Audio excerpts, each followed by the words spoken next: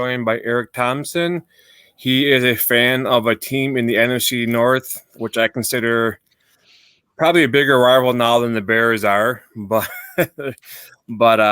before I get to my guest, I want to give a shout out to the Open Network for giving me the platform to podcast under their umbrella. You can follow them on Twitter at Ohana_Packers. Eric, what's up? Well, I'm just it's another typical 3-0 start for the Vikings that everyone expected, especially over the teams that they've played. And, Sam Darnold is somehow like an MVP candidate. So I'm doing much better than I expected, especially with the JJ McCarthy news right after the first preseason game.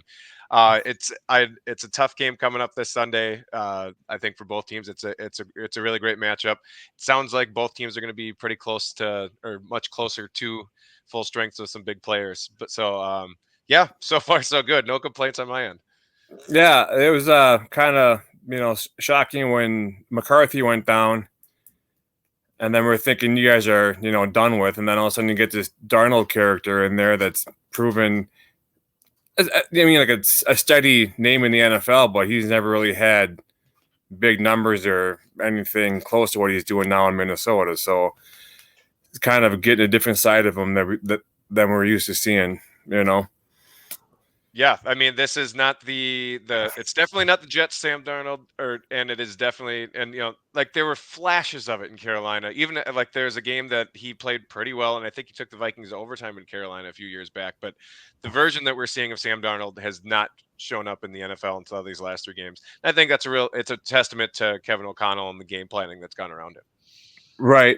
Kind of like Malik Willis in Green Bay with Matt LaFleur being there for not even a month, and all of a sudden, boom, Love goes down. And then you have a week to prepare a quarterback for, to get. I mean, as we saw though with LaFleur's play calling, it was pretty much run heavy that whole first half against was it Indianapolis, and this the crazy movement from the backfield and from the receivers, and he was able to make it work. And then you could kind of see in the second game with Malik Willis, he was more open to passing the ball. I think he had to get him a little bit more comfortable in the system, but anyone's coachable. It's just they gotta make steps as a player too. I mean, you can lead a horse to water, but you can't make him drink. You can give a quarterback plays, but doesn't mean he's necessarily going to get them. Yep, and I think both LaFleur and O'Connell have done an excellent job of setting their respective quarterbacks up for success. I think really easing like that's kind of football 101. You shouldn't have a rigid system. I mean, if you go back to the Brad Childress days of when he was with the Vikings, he had the quote unquote kick-ass offense, and that was like, it was my system. Just follow the system and it'll work for everyone. And I think both KOC and LaFleur they're well aware that it's like, okay, what do my respective players do better? Let's emphasize that. And what can we hide of that? Because it's not, they were never going to make Willis throw 40 times a game in these last 2 games, even if the game script wasn't helpful. But they did so many great things. I think both teams are doing such a good job with pre-snap motion, putting guys in and being unpredictable. Again, like it's crazy to me to see what I've seen in the last couple of games with Willis. It's like, this guy's not going to pass a ton, he's going to move around, but still keeping the opposing defense off guard with the motion, with making sure that it isn't a predictable offense. I think that's been huge for the last 2 weeks for the wins for both the Packers and the Vikings. Yeah, and you look at the game where against the Colts, where the Packers had 164 yards rushing in the first quarter. That is just nuts. It's like there's like you're telling them that you're going to run the ball and you're not going to stop us. So that that was crazy. I mean, to see that happen. Yeah, for sure. Can you excuse me for a second? I'm sorry. I gotta. Sure thing. Can you hear me? Yep. I gotta open the door quick. Okay. Sorry. Yep. No worries.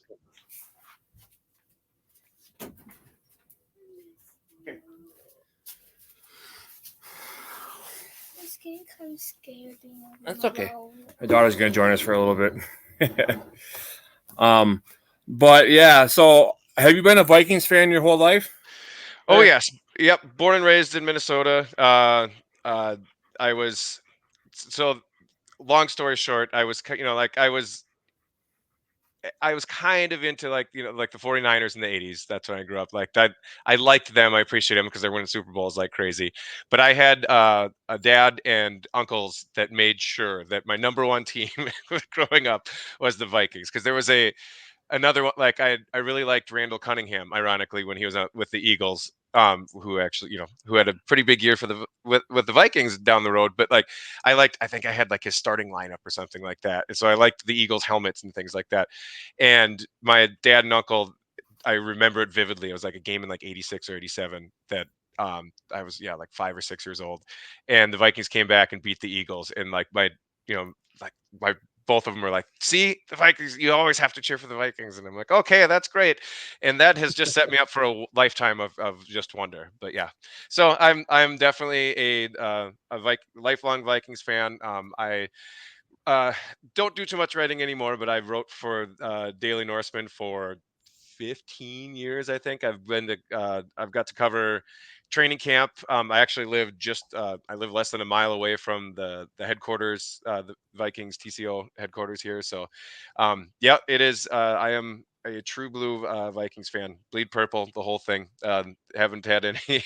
It's been a source of torture, but yeah, I mean, this is my like my work setup in the background. So whenever I have video calls with anyone, they see the little mini shrine to the Vikings in the back. So that is definitely uh, a big part of who I am. Yeah. So you said, what's your biggest um, moment in team history that sticks out to you the most? I mean, the default one always has to be kind of like that's the Minneapolis Miracle because that was the kind of like the play that has happened against the Vikings so many times, and that was the year that's like, okay, this everything's falling together. You need one of those wins like that. Of course, it did not go well the next week, and now I'm much more of a believer in don't pick a team that celebrated the last win like a Super Bowl. So that was a good lesson going forward. That's the one that jumps out. But there's a lot of other personal ones. One of my personal favorites. I think you'll appreciate this one. It was back in it was 92 or 93 at the old Metrodome. I was at a game, had really good seats thanks to a family friend. And so we were right behind the Bears bench. And that was, I believe, Ditka's last year with the Bears. And none other than Jim Harbaugh was the coach. Bears are winning 20-0 at the end of the third quarter. Uh, it- I'm getting bored as a 10 or 11-year-old with my dad and my dad's friend. And like Jim Harbaugh throws an interception off the audible. I can hear Mike Ditka because we're so close to him. Every swear word in the book. He's flipping the Gatorade table. I think he did it like 3 times. So Vikings end up coming back based off of that pick six and coming all the way back and winning 21-20. And that one, just being there in person, that was pretty great. And I mean, there are lots of other ones. I think other ones that stand out to me, like bringing my daughters now to a game. Got to bring my youngest to the home opener at US Bank this year to see them beat the 49ers. My youngest has pointed out now that I think she's either 3-0 or 4-0 when she goes to the game. So she's like, "You have to bring me to more games, Dad." I'm like, I kind of have to. So like just kind of the generation, like there are always the huge moments that everyone will point to as Vikings fan. There's some really big ones, but that I think that's kind of what stands out is like the bookends of me, like, my dad taking me to the old Metrodome, and now I get to take my kids fairly often because we're right in the Twin Cities. Like that, it shows you just the more things change, the more they stay the same. And of course, I have passed on that fandom. It's not like my daughters have much of a choice either. They're going to be Vikings fans whether they like it or not. So Yeah, I got 5 kids, and they're all born into a Packer family, so that they don't have a choice. They can like different players, but when it comes on to your favorite team, you're picking the Packers. yep, that's the point. Yeah, because there's the old I think the NFL commercial. It's like we started out as a Vikings family and then we became a Steelers. Do you remember that old commercial? It's like Yeah, that's like no, we started out as a Vikings family. We're still a Vikings family. Only the Vikings. The end. right. I'm surprised you didn't bring up the Randy Moss moon to the Packers crowd, the fake moon. Well, of course, that's another. Like I have. I had the. That's high up there as well. Of course, like that was season that was such a fun individual game and moment, but like the Vikings were 8-8 that year. Like that wasn't, that was more, that game was more of, Favre kind of disintegrating and throwing all those picks rather than, but of course that was Moss is still one of my all-time. I have him in the background here too with Chris Carter. So that'll always be up there too. What do you think one of the worst moments in team history? Oh, how much time do you have? Right, that's there are way more of those that stick out, unfortunately, for the Vikings. I really think the one that I took the worst, it has to be the 98 championship game, because I still think, and I still believe this, I think that's the best team that never won the Super Bowl. Like that 15-1 team, they were killing everyone. They set the scoring record. They had rookie Randy Moss. They had the three deep. They had Randall Cunningham with lightning in the bottle. Their defense was pretty darn good. They wasn't the greatest defense, but they did really well. And I just remember, I was a senior in high school, and we had a bunch of friends over. Even like there were 3 or 4 Packers fans there. And when Gary Anderson missed that field goal, no one said anything. The Packers fans weren't even like celebrating. Like, oh my gosh, you guys, it's gonna go. Like, no one said a thing the entire commercial break, and then we kind of like looked at each other like, it's gonna happen again. And sure enough, it did.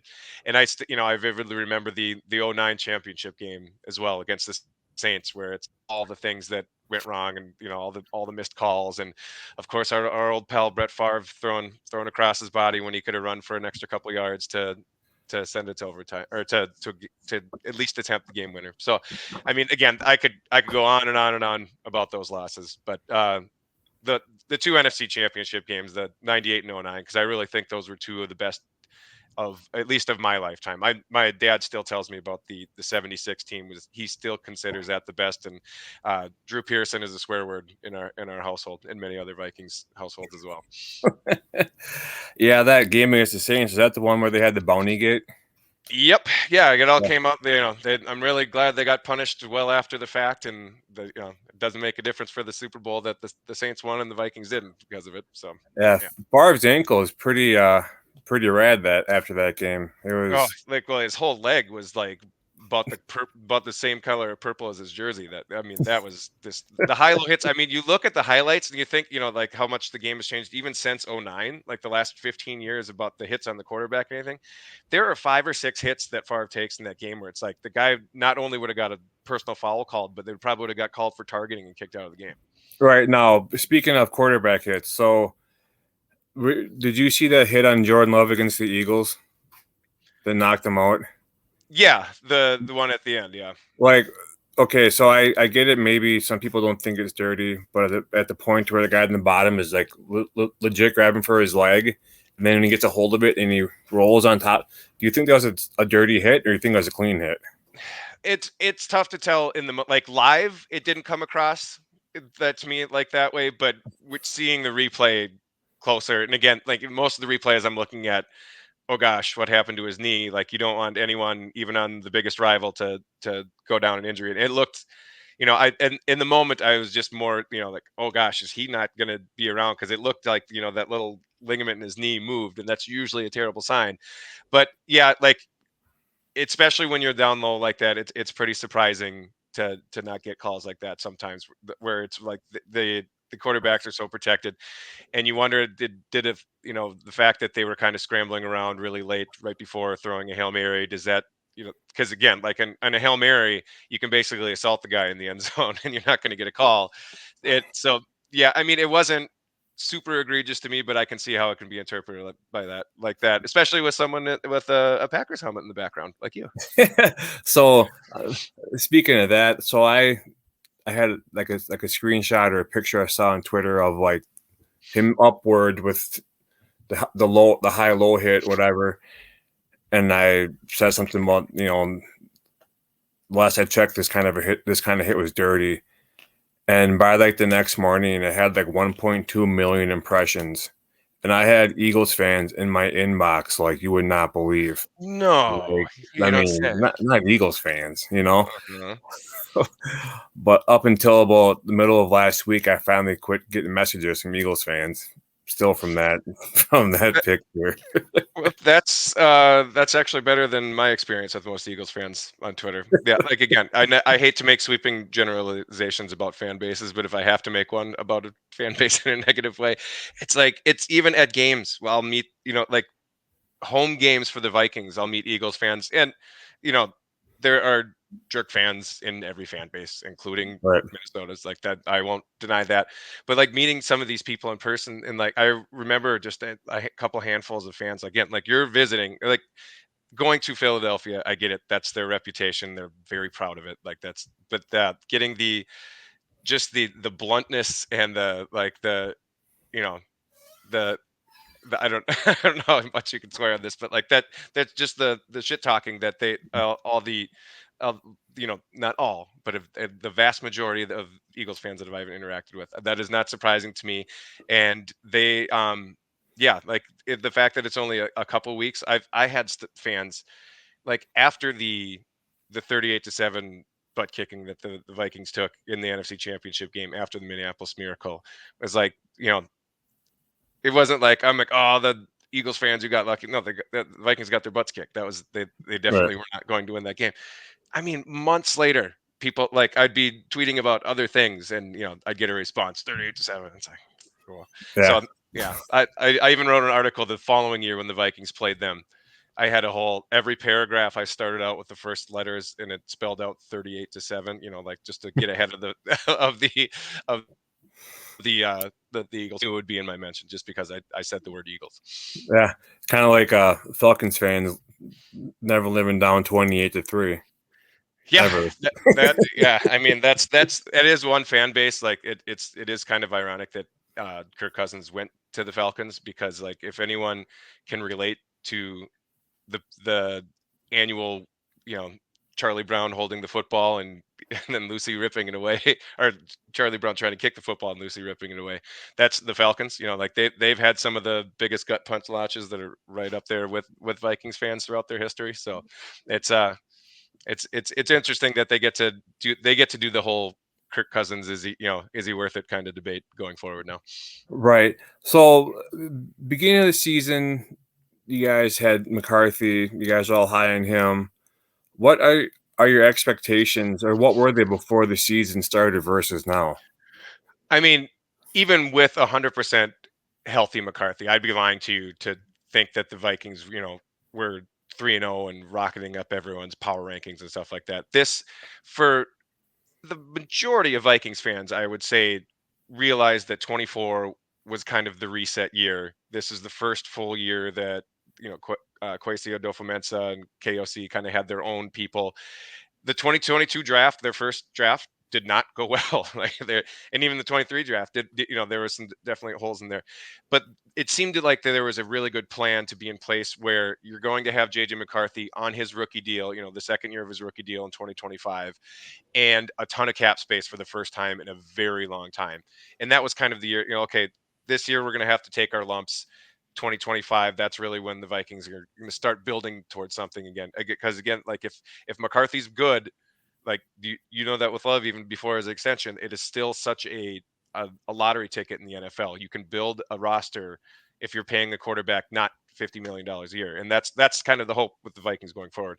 But to see them start now 3-0 under Sam Darnold and beat two teams that a lot of teams considered a lot of people considered contenders before the year in San Francisco and Houston, that's been outstanding. But like again, like my personal expectations, yes, I think there's a much better chance to make the playoffs than I did before. I picked, around that 7 to 8 wins, I think, before the season. I thought McCarthy would come in maybe after about half a year of Darnold, take it, and especially with the beginning of the schedule. Like it was the Vikings were facing 5 or 6 teams in that first half of the season that were considered strong playoff contenders. So I'm not out there.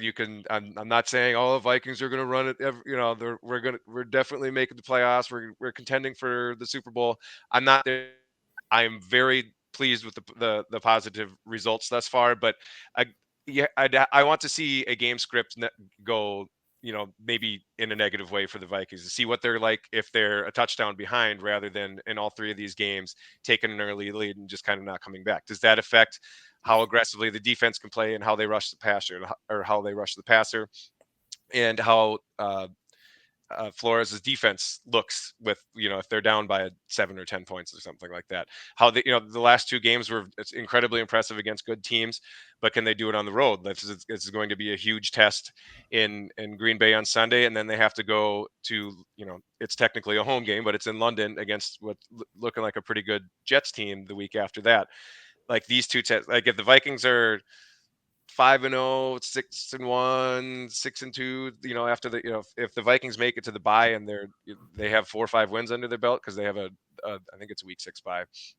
Like then, okay, sure, I'll start to believe. Like I want to see it against a division rival, and maybe if the script isn't going well before I'm jumping in with both feet, because believe it or not, I've been hurt by teams like this before. You know what else? Who else started? I think it was the 2016 or whatever. Like the Vikings have started this hot in recent seasons in our memory, and done pretty much nothing, or not made the playoffs at all. So like I'll wait till we get to about halfway through the season before I really start to believe. But again, I'm taking nothing away from the first 3 weeks. It has been a blast as a Vikings fan to watch how well they've played. Yeah, I before the season started, I was saying Packers maybe 12-5, 11-6. Week 1, Love gets hurt, and then it's like, and I don't know if you can come back from being 0-3, and then Malik came in, and it's like all of a sudden he made us a believer. So we're sitting at 2-1, and even I said in my podcast in the past too, I said, I would rather go into the playoffs like a 4 or 5 seed versus being like a number 1 seed. Like the Packers that 1 year went in with 1 loss, first round. The first game they played, they got smoked. So at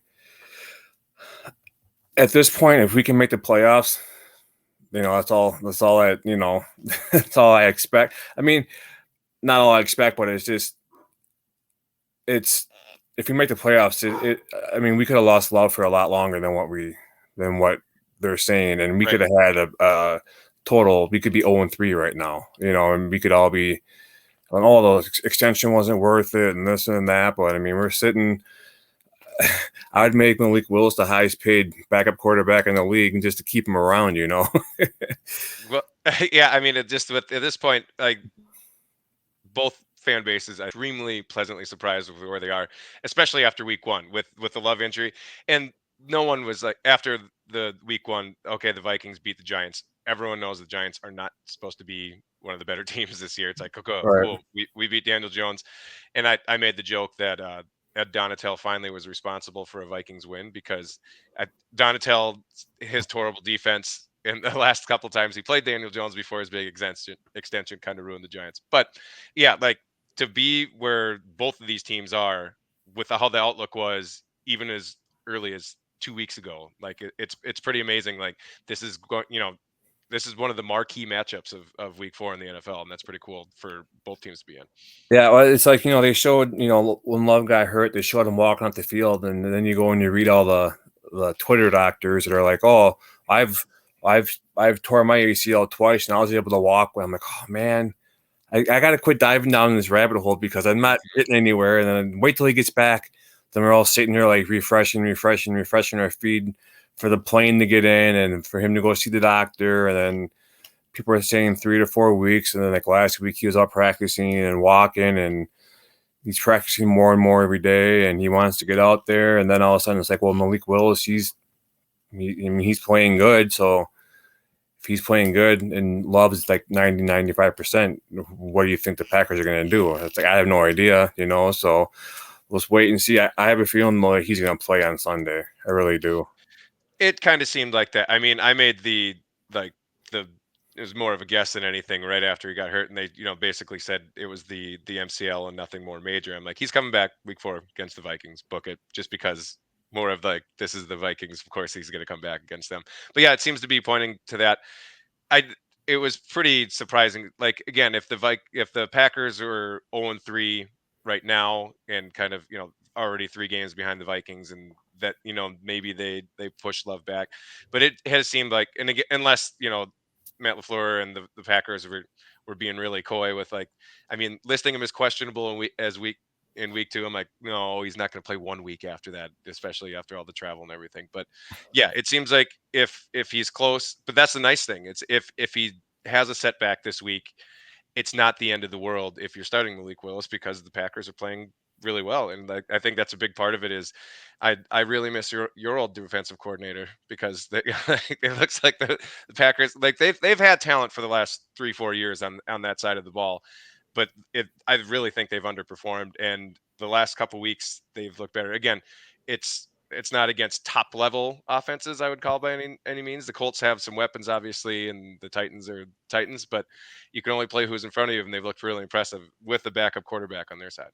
Yeah, I'm still, to this day, I still don't know how the Vikings let McKinney get away. It just floors me. He's had a pick in every game this year. I mean, yeah. Kind of going back to the past, what were your thoughts when the Vikings ended up getting Brett Favre? It was, at first, I'm not gonna lie, I was not a fan, because I thought he was in that whole cycle of will he or won't he? He's just gonna string the team along, and it's not like his year with the Jets after the Packers was incredibly impressive. And I just thought he was kind of washed up. But of course, by the end of 2009, I think the big game that really won the Vikings fans over was that, I think it was the third game of the season, where he had the touchdown pass to Greg Lewis at the buzzer against the 49ers. To, I think the Vikings were 3-0 at the time. It's like, okay, he's still got some of that magic left. And then I was actually lucky enough, when I was writing for the Daily Norseman, I got to go to Lambeau for his first game back. And before the game, I interviewed Bart Starr and Jan Stenerud and Paul Krause before it for an event. So I'm interviewing these Hall of Famers, and then watching Favre put on a show on his first game back there. It was like, okay, yep, I'm won over. He's still got it. He's still got the magic. I get what the whole thing's about. And then by the end of the season, I also got what the whole thing was about, when Packers fans like, he's going to do it. He's going to, when you least expect it, he's going to throw those picks. And again, like we already talked about a little bit in that NFC Championship game, I think there were some extenuating circumstances. I don't think he was as mobile as he could have been after taking all those hits. But it's like, yep, okay, it was just 1 year. We got the full Brett Favre experience. And then, of course, by 2010, it was that is one of the other, like, what stands out negatively as a Vikings fan. The entire 2010 season was like, you couldn't have made half the stuff up that happened to that team. Like, Favre starts a bajillion games in a row, gets knocked out, we end the streak there. The Metrodome roof collapses. They're playing games in Detroit in the Gophers Stadium outside. It was absolutely, like, everything that could have gone wrong that season absolutely did. But it was a fun year run, 1 year run. Like, it's always fun, when well, it was fun, like, when he, before he got in the legal trouble that he's coming up in the hearings about, like, it was always fun. Oh yeah, Vikings legend Brett Favre, whenever he'd get brought up. And now it's like, no, he's a Packers legend now. Now he's in legal trouble. But it was a cool, magical year. That was another one that seemed like, all right, everything's finally lining up for the Vikings. And how crazy would it have been for his first year there to win a Super Bowl? But that it's still the Vikings. He couldn't quite overcome that. There's a story here in Green Bay that when he put his house up for sale, and when he sold it, there was a can of paint in the basement that was the color was potential purple. That's a little story though, so it's kind of hinting at going to the Vikings maybe. But I've never really dug into that much. Right? I know I heard that story. I don't know if it's on the news or not, but I thought that was kind of funny. They're going back and forth, and it definitely seemed, after the way things ended with the Packers, that Favre kind of wanted to twist the knife against his old team a little bit. And what better way than to join one of their biggest rivals? But yeah, that's it's. I would love to really know the behind the scenes stuff that took on just on both sides, on both the Packers and Favre, because it's not like Favre was the easiest thing to deal with, and you had that number 12 guy, ready to play. He turned out to be okay, so it worked out well. And that's the thing. It's like if Jordan Love turns out to be a Hall of Famer, I should just quit watching football.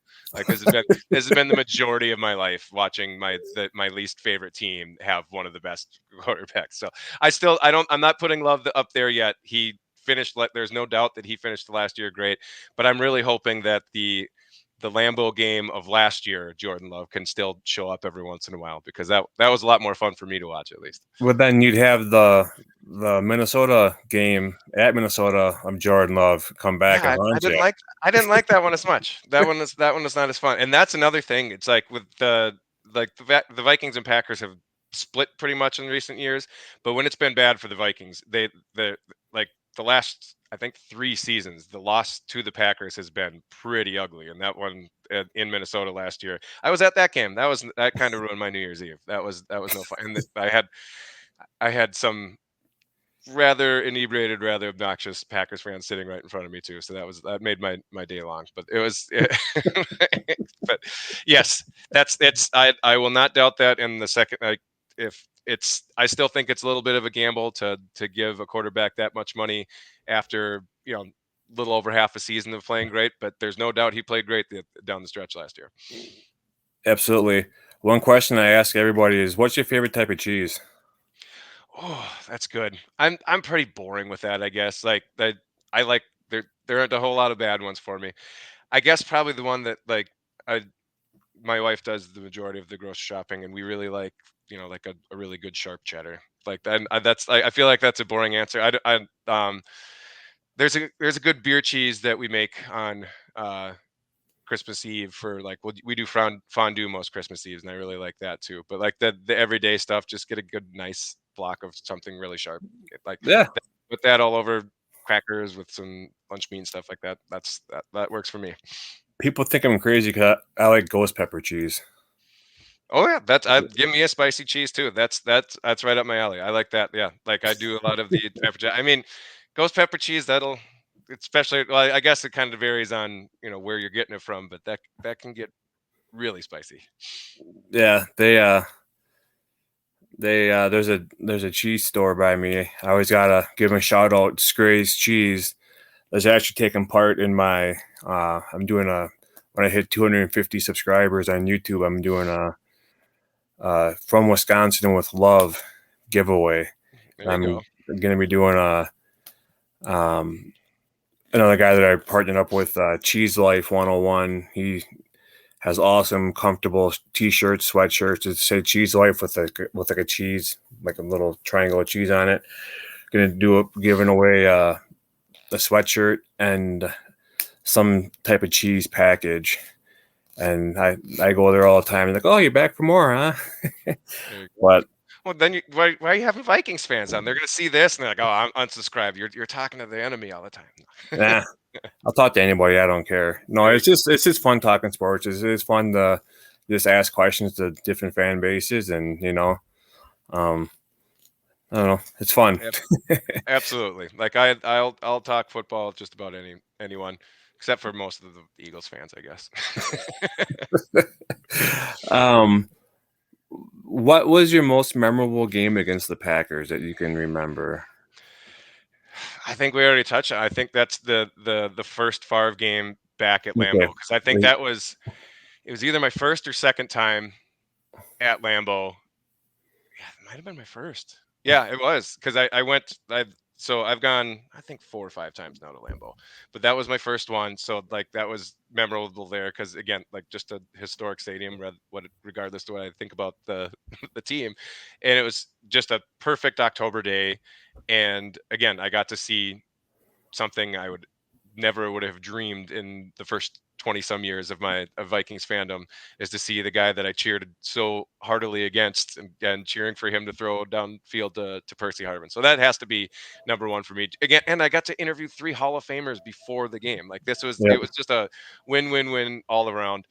I'm trying to think of other ones. Like, I'm not a, like, I usually go to 3, maybe 4 home games a year, and I always try to make it to one road game for the Vikings every season. But like it's the Packers games usually aren't on the docket because those are always the most expensive, and it's like that. I like to see a variety of fan bases, and it's like I know if I want to watch with Packers fans, I have 3 neighbors and a couple other buddies that I could watch the game with and talk crap to them. So that one, I mean, that's just with everything that I personally got to experience especially for the first time. The other, well, what was another one that gets honorable mention was the Sean Mannion game a couple years ago on New Year's. It was New Year's Day, right? Yeah, or maybe the 2nd of January. But it was 10, and me and a few buddies went out to Lambeau, stayed at a friend's parents' or place. They had a place in Green Bay, and did the whole tailgating experience.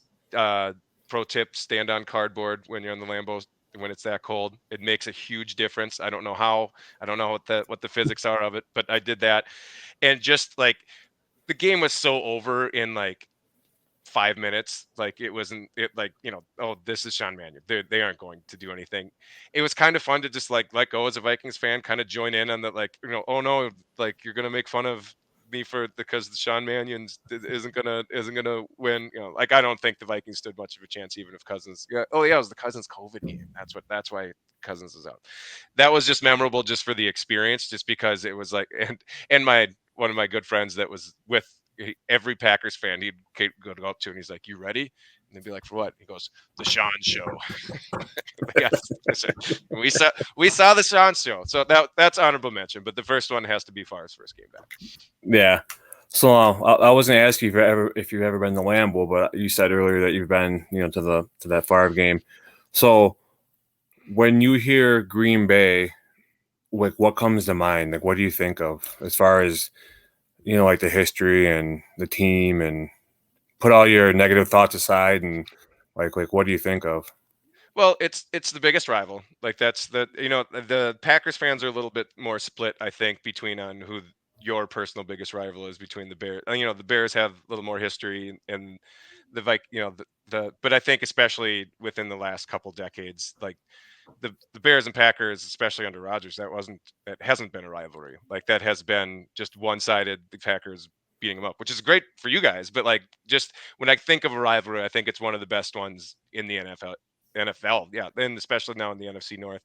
And it's one of them, even with the absolute playoff dominance relatively that the Packers have had, and the going on 3 damn decades of really good quarterbacks, the Vikings have actually put up a fight in the rivalry. Like it's gone back and forth a lot more than you'd expect against a team that has been as successful in the last couple decades as the Packers. So it's always fun, and I really think for the most part, like I've been to Lambeau enough, I know enough Packers fans where yes, you're going to have the the jabbing at each other, and you're going to have the shit talking and all that stuff, and you're going to have the people on Twitter that go back and forth that are super mean. That's Twitter. That like Vikings Twitter does that to itself most of the time. So like I get that part, but it's still like one of those, outside of some of the bad apples, it's still like at its core a mostly good-natured rivalry. Like there's those Packers fans I mentioned that were sitting in front of me last year on New Year's Eve. Oh my gosh, they were annoying, but it's not like it ever got like scary with them or anything. Like they were Right. just turning around and rooting and cheering. It's usually stuff like that. That's kind of what I think of mostly with the Packers. It's yes. Do I hate the team? Absolutely. I hope they lose every single game. That said, it is overall, it's the if without rivalries, what is sports? And I think that's one of the it's the biggest one for just about every Vikings fan. Like there's the one-off ones. You have the people that still don't like the Saints because of that 09 game, and you have the Eagles because like what the reasons we already mentioned. But year in and year out, we know we're going to see 2 battles against the Packers. We know the games are, regardless of where each team is, it seems like there's always at least one game that's pretty close, and both teams put up a fight. So yeah, again, I wish you the worst of luck on Sunday, but I also appreciate the fact that it is a pretty fun rivalry overall. Yeah, you mentioned the Bears. We beat them 10. I'll probably jinx myself here, but we beat them 10 games in a row. It's, yeah, again, it's not a rivalry if it's one-sided. Yeah. Yeah, I don't know. I disagree with what they did with Justin Fields. That's just my personal opinion. They didn't. I mean, they're known that they can't produce good quarterbacks there. I mean, the one even the quarterback that was the most remote decent was Jay Cutler, and he was still terrible. You know, like Charles Woodson said, Jay's going to be Jay. We know we're getting the ball. You know. Yeah, like he had some good stretches, and like it's like then you look to like the Rex Grossman days. It's like it seems like the Bears have made a history of when they are good, it's winning despite the quarterback, and even the '85 Bears, which I will put up against some of the best teams ever. I think like Jim McMahon was good, but like he wasn't the reason they won the Super. Like they had probably the best defense of all time and stuff like that. So Yeah. it's so. And Caleb Williams, I think he's too talented to completely fail, but they are not doing him any favors in these first 3 weeks. And again, we're 3 weeks in. This is not you. I'm not making sweeping judgments on his career, but when they're running those like the stuff like the speed option on fourth down and half the entire offensive line's already knocked down before he can make a decision to hand it off, and he's under pressure more than just about any quarterback. It's one of those things. It's like, okay, was it Fields or was it just the franchise running? The same thing with the Panthers. Like, it's like, okay, Bryce Young, one of the worst starts to a #1 overall pick. But you know who else they had? Baker Mayfield, who's doing pretty good in Tampa Bay. They had that Sam Darnold guy who's doing pretty decent the first 3 weeks as well. It's like that's what I love about football.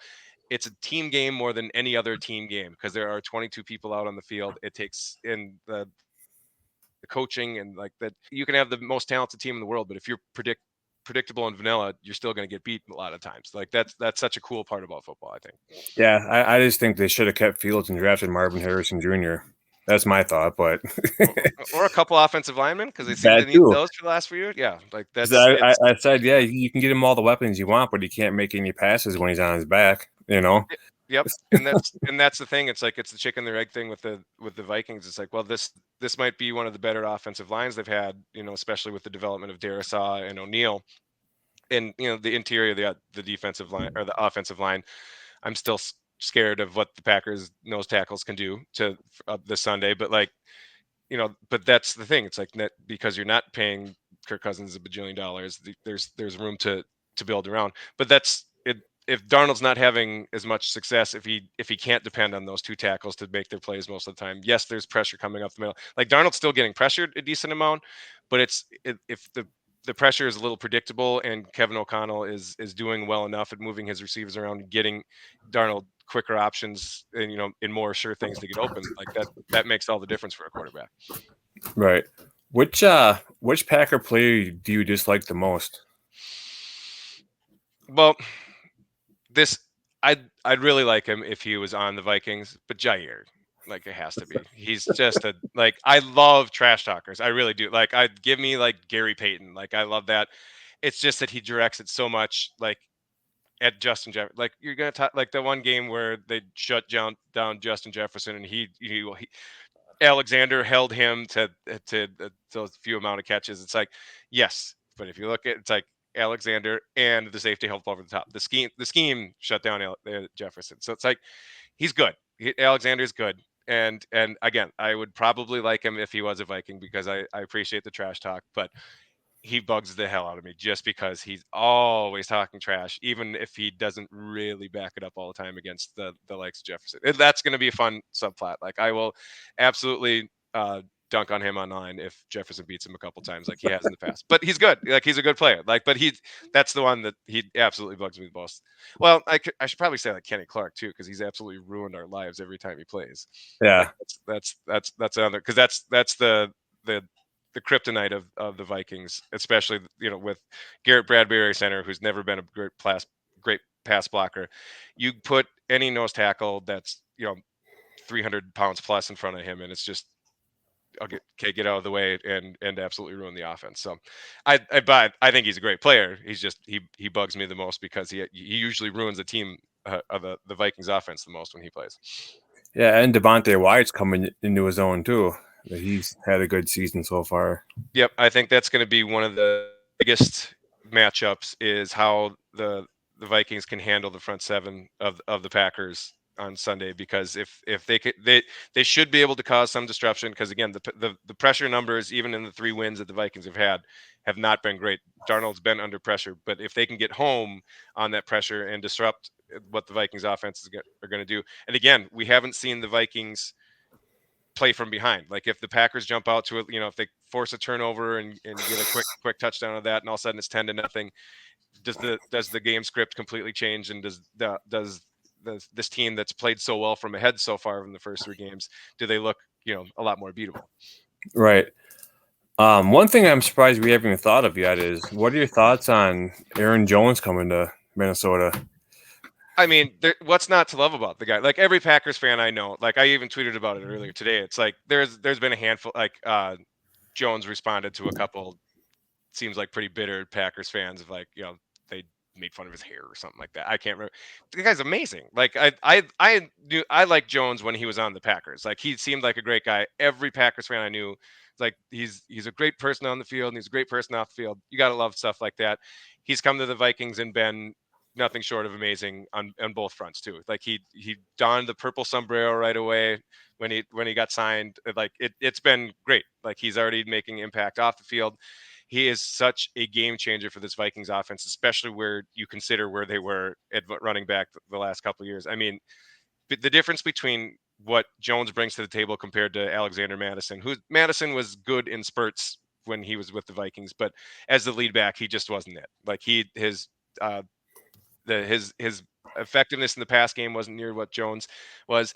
And my favorite thing about Jones, at least what that stood out to me the most, it seems like he's always falling forward. Like he's not getting, like the negative plays are so few and far between with Jones, and that's what I really appreciate about he's not getting you behind the sticks. You hand off to him, worst case scenario, it's going to be 2nd or 7 and 8. It's not going to be 2nd and 13 because he danced around and missed a hole or something like that, unless the defense completely blows it up. Like he brings so much positive to the team and brings so little negative. It's been really refreshing I'm not gonna lie. It sucks to see him leave, and especially go to Minnesota. But I guess it's better than him going to Chicago.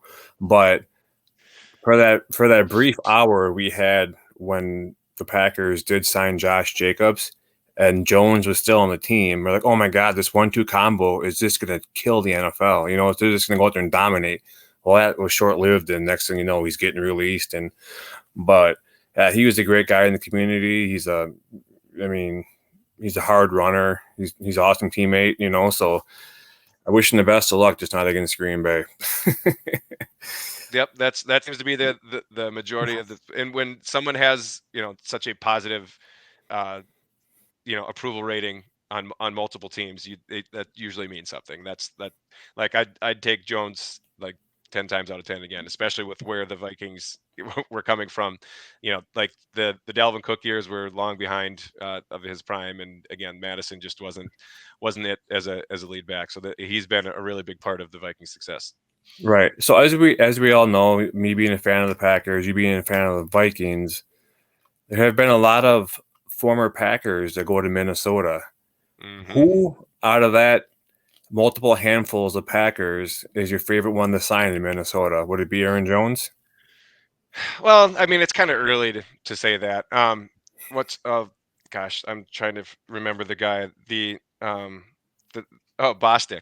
I always say that to Packers fans. Yes, not because of what he did for the Vikings, but what he did for the Packers.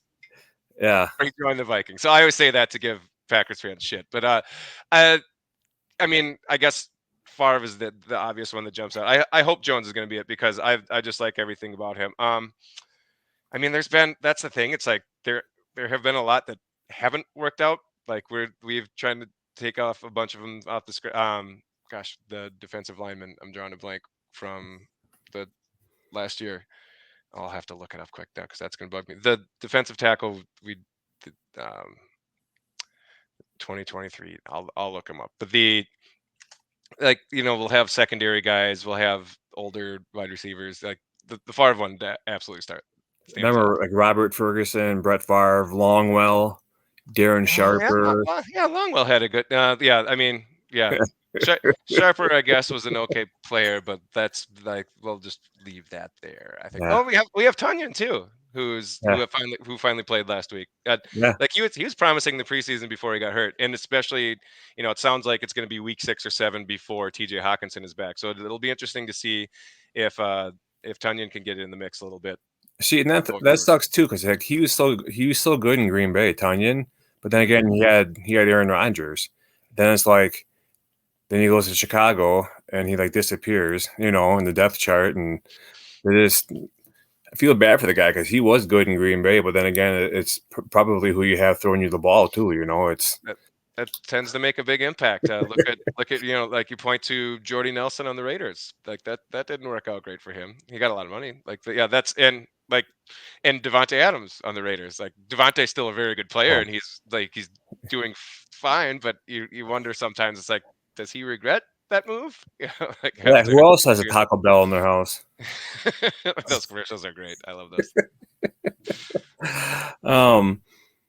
What are your thoughts on this Sunday? Like, what are you looking for from both teams? Yeah, like I said, I think it's going to be game script is going to be huge. Like if either team gets up by more than a touchdown, I think it'll be really tough. Just how both teams are designed. Again, with Love likely coming back, we're recording this on Wednesday. Who knows what's going to happen the next couple days? The injury reports. I would assume Love is coming back. That gives the Packers a lot more flexibility because if it was the Malik Willis led Packers and the Vikings are up by 10 points, I'd feel really good about their chances because then they could just really clamp down on the run and just kind of make Malik Willis beat you down the field, who, has done fine passing, but I think that'd be a lot tougher. Again, the front seven, I think, is going to be, which team can generate more impactful pressure. It's one thing to flush a guy out of the pocket. You get, Love is still fine on the move. And even with his, if he might have slightly limited mobility, it's the pressure. Like that's the Vikings have got home. They've had at least 5 sacks in each of the first 3 games. Sacks can be a really misleading stat, but they have got consistent pressure from a lot of different areas. And like you'll watch the game film on this Flores defense. It's like, there'll be 8 guys lined up on the line of scrimmage, and all like a second later they're going to be in deep cover 2. So like things like that.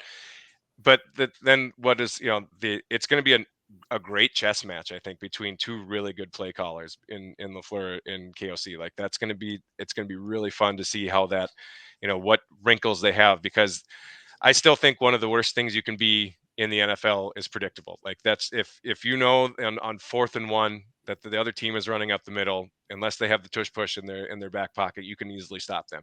But if they have, one guy going in motion and the wide receiver all of a sudden be in the backfield, and a tight end, an eligible receiver or something like that, that makes a huge difference. So it'll be interesting to see what kind of tricks that each coach can pull out of their bag. Because again, I could see this game going, big in both ways, like for both teams. I personally think it's going to be a close game because I think these teams are pretty evenly matched. But again, if one team can get up early, it could be over in a hurry. Yeah, I think it's gonna be a close game too. Like, yeah, the Packers, ever since we got rid of Joe Barry, it seems like our defense. It's only been 3 games, but last game we had 8 sacks. I don't think we've had that many sacks in a game since like 2005. Yeah, like it's like they know what they're doing. It's like they're a real defense that doesn't just let the other team dink and dunk them to death. Like And we've almost surpassed our interception total from last year in the first 3 games too. So something, um, when you have your coordinators, that's the whole reason why like Jair, he was upset with Joe Barry. Devondre Campbell has said, not directly calling him out, but saying that he was like pretty much forced to play through injury in Green Bay, and and then all of a sudden this offseason, Jair's in town, like for all the offseason stuff that he wasn't in town for in years previous because he didn't like Joe Barry. I think there's like a sense of unity with the Packers that, and even like with Josh Jacobs and McKinney, like they stated that one of the reasons why they came to Green Bay was because of Jordan Love.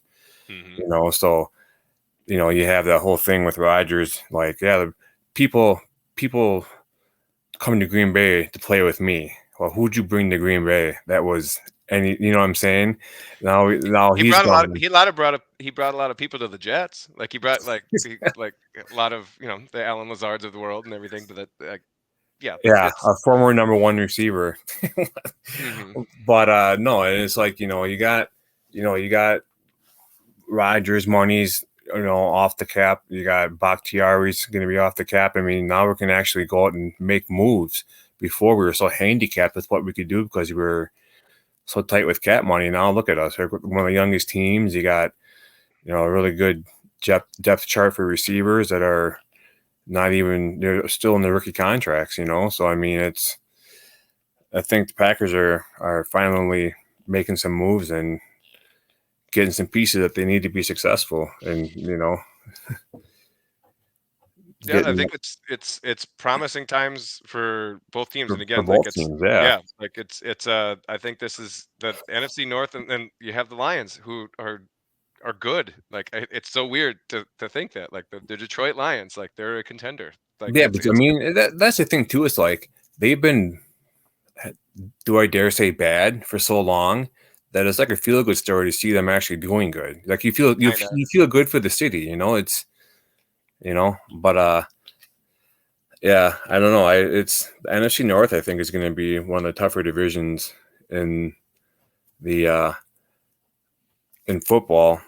I just yeah. don't want to see the Bears aren't going to do anything. Yeah, if the Bears don't ruin Caleb Williams and he actually turns out to be good, then by default they kind of have to be good, and their defense is pretty good, I think. But yeah, like yeah, that's the one thing the Packers and Vikings fans can always agree on. And it's the same thing that we don't want the Bears to do well, and it's the same thing the Vikings and Bears fans can agree on. No, we don't want the Packers to do well. So that's a fun interdivision thing. But yeah, with the Lions, I'm totally with you. It's like now that some of the Lions fans online are getting a little more bold and getting they're talking their game, and good for them. Like that's, but it's hard to conjure up the vitriol that you have for the two teams that you've always been battling with. When it's, I mean, I remember getting the question all the time where it's like, would you rather have the Lions who are never in it and they never like that they're just always bad, or do you want the heartbreak that the Vikings usually seem to get? Like it's that I'd rather take the Viking stuff because then at least you're relevant before they kick you in the teeth rather than just the getting kicked in the teeth every week like they were. Yeah, I was cheering for the Lions last year in the playoffs. Once we were out in the NFC Championship game. Yeah, it was one of those where it's like, yeah, I've seen the 49ers there so often. It's like if it has to be anyone else other than in the like, yeah, Well, I was definitely then they had the video, or they had the clip of Eminem flipping off the Niner fans, and that came back to haunt him because that was when the Lions are up. But yeah.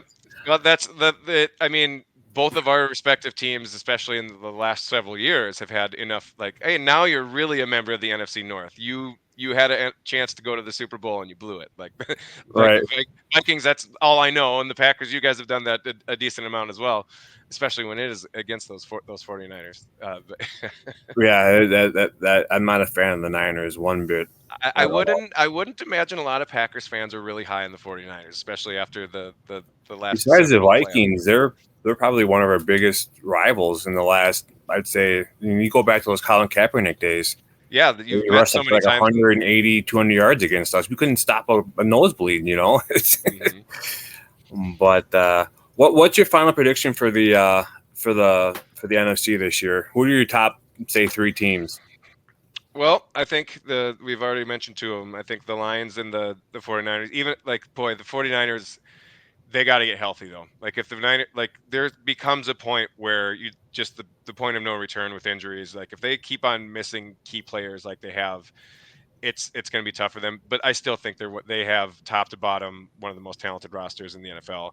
The Lions are going to be there. They're just the same thing. They have too much talent and they have a lot of depth. The Lions have had a couple pretty big injuries week after their most recent game. That there's always the luck involved. And as much as it pains me to say it, I think the Packers are probably going to be involved. Like I picked the Packers to make the playoffs. I think those would probably be the top three biggest. Like no one out of the NFC South really scares me that much. Like, I mean, I think every team is too flawed to really make a deep playoff run. Obviously, one team is going to host a playoff game, and I need to see more out of like the Cowboys are a mess, especially their run defense. Jaden Daniels is super fun, but like they're going to have to score 40 points a game to even get close to the playoffs. And the Eagles, something's still off with them. Like that, even after the week 1 game was, they're 2-1.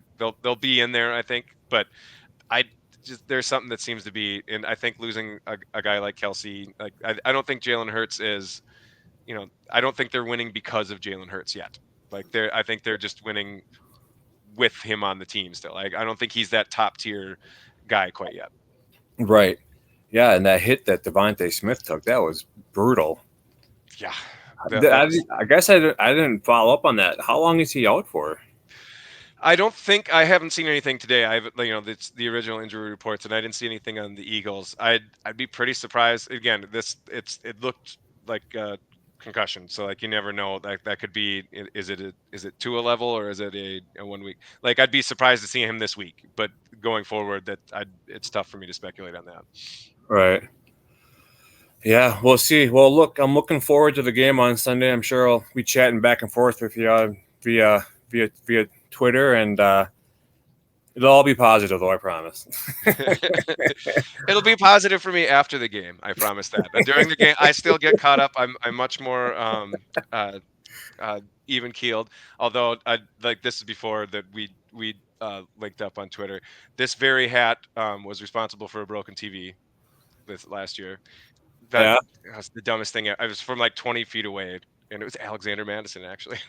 I just like chucked it, and somehow like the knob or something, or like just put a perfect crack down my main TV in my main room. My wife was super happy about that one. So, but most of the time, I'm more even keeled in my older age. But well, when I had my first Bears fan on a podcast, the first question I asked him, I was going back and forth. Actually, I think it was a female, actually.